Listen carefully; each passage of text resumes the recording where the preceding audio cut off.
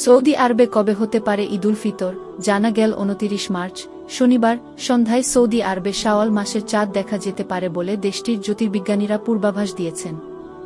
ফলে দেশটিতে ৩০ মার্চ রোববার ঈদুল ফিতর উদযাপিত হওয়ার সম্ভাবনা রয়েছে।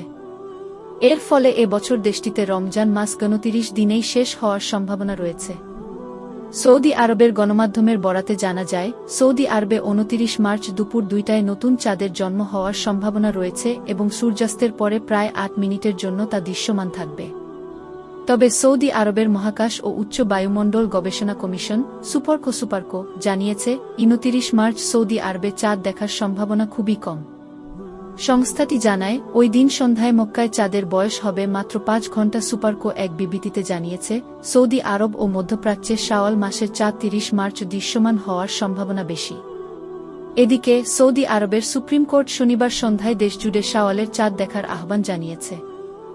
শাওয়ালের চাঁদ দেখা গেলে তা রমজান মাসের সমাপ্তি এবং ঈদুল ফিতরের সূচনার নির্দেশ দেবে।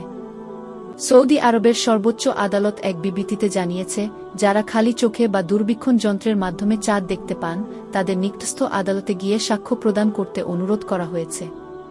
এবছর সৌদি আরবে রমজান মাস শুরু হয়েছে ১ মার্চ থেকে।